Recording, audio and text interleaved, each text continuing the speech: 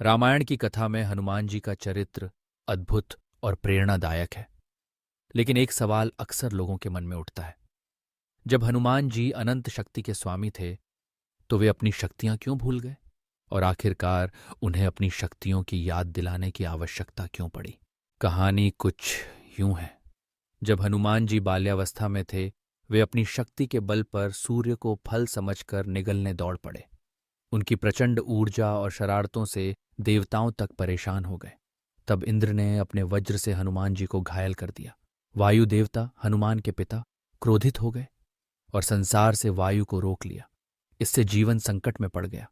तब ब्रह्मा सहित सभी देवताओं ने हनुमान जी को अमोघ शक्तियों का वरदान दिया, कहीं भी जा सकने की, आकार बदलने की और असीम बल की। लेकिन बचपन की चंचलता और शक्तियों के दुरुपयोग से बचाने के लिए ऋषियों ने उन्हें शाप दिया कि वे अपनी शक्तियां भूल जाएंगे और तभी याद आएंगी जब कोई याद दिलाएगा। यह शाप वरदान की तरह था। उनकी शक्ति उनके अहंकार का कारण न बने, वे विनम्र बने रहें और अपनी क्षमताओं का प्रयोग केवल जरूरत पड़ने पर ही करें। यही कारण है कि जब रामायण में सीता माता की खोज के समय हनुमान जी समुद्र लांघने में संकोच करते हैं, तब जाम्बवान उन्हें उनका असली स्वरूप और शक्तियां याद दिलाते हैं। यह क्षण दर्शाता है कि कभी कभी हम सब अपनी संभावनाओं और शक्तियों को भूल जाते हैं। सही समय पर सही मार्गदर्शन, जैसे जाम्बवान ने किया, हमें हमारी वास्तविक क्षमता तक पहुंचा सकता है।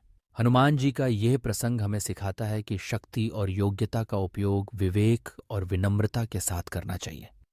कभी कभी जीवन में हमें भी अपनी क्षमताओं की याद दिलाने वाले किसी जाम्बवान की जरूरत पड़ती है, ताकि हम अपने भीतर छिपी अपार संभावनाओं को पहचान सकें और सही दिशा में उनका उपयोग कर सकें।